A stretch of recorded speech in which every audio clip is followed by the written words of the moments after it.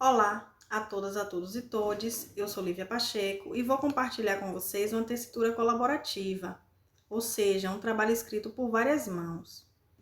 Imaginário social sobre África, percepções dos alunos do 5º ano do Complexo Escolar Ilza Valentim. Orientador, Pedro Costa Leiva, pós-doutor em Educação pela Unicinos, diretor do Instituto de Humanidades e Letras e professor adjunto da Unilab Campo dos Malês.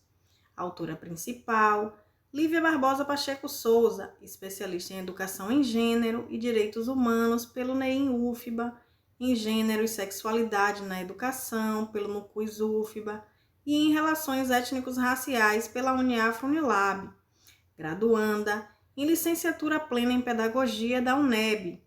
Coautores, Érica Paula Vasconcelos, bacharela interdisciplinar em Humanidades pela Unilab e graduanda do Bacharelado em Relações Internacionais da Unilab.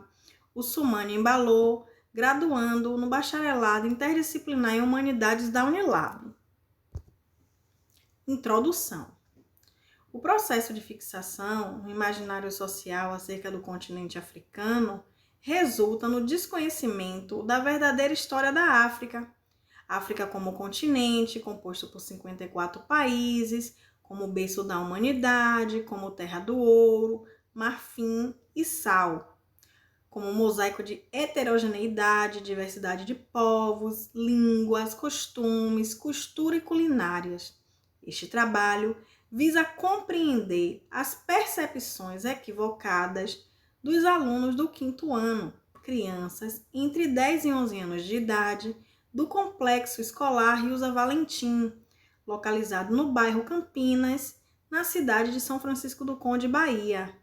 Analisar o construto social sobre África a partir dos pressupostos teóricos metodológicos da análise de discurso, considerando o que propõe Gomes 2012, Spivak 2010, Keita 2009, Fanon 2008, Giraud 2007, Arruda 2006, Munanga 2005, Chiwa 1993, dentre outros, permite estabelecer um percurso analítico que considerou fundamental entender a relação entre sujeito, história e linguagem para se compreender o porquê se sabe tão pouco sobre a história da África.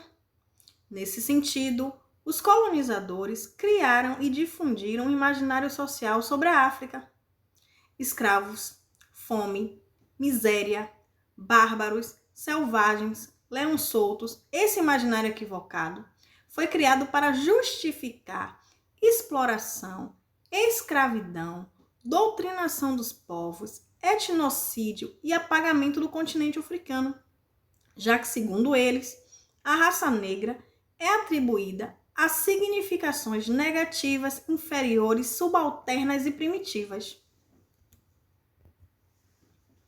Metodologia. Estudo qualitativo para compreender os motivos e os comportamentos dos fenômenos, explicando o porquê desse comportamento social. A categoria de análise do discurso Foucaultiano, a fim de sustentar discursos neoliberais como verdades e para questionar o saber, verdade e poder. A abordagem reflexiva ampliada e contextualizada, no sentido de compreender as formas pelas quais os poderes ligam-se a determinados discursos, a fim de produzir efeitos de verdade. A pesquisa investigativa e bibliográfica para respaldar conteúdo, trazendo outros autores como Silvio Almeida, Racismo Estrutural, Lélia Gonzalez, Racismo e Sexismo, Bell Hooks, Resistência e Voz de Classes em Olhares Negros, Fanon, Pele Negra, Máscara Brancas, Freire, Casagrande e Senzala, Spivak, Pode o Subalterno Falar, dentre outros. O cronograma, a primeira fase foi a escolha do tema, segunda fase, definição do problema, terceira fase, elaboração do projeto, quarta fase, elaboração dos instrumentos de pesquisa, quinta fase, leitura e análise do material, sexta fase, seleção das referências, sétima fase, aplicação da intervenção. 8ª fase, elaboração e revisão do trabalho. 9ª fase, entrega e apresentação do trabalho final. Resultados e discussões. Discriminação racial, preconceito e estereótipo, devido ao processo histórico de exclusão social, o que reforça a tese de que a abolição foi meramente simbólica. Subalternização de cor, raça e empobrecimento. 72% da população que habita nas favelas é negra.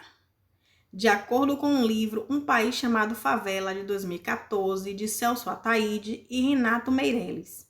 Além disso, a cada 4 pessoas no grupo mais pobre do Brasil, 3 são negras.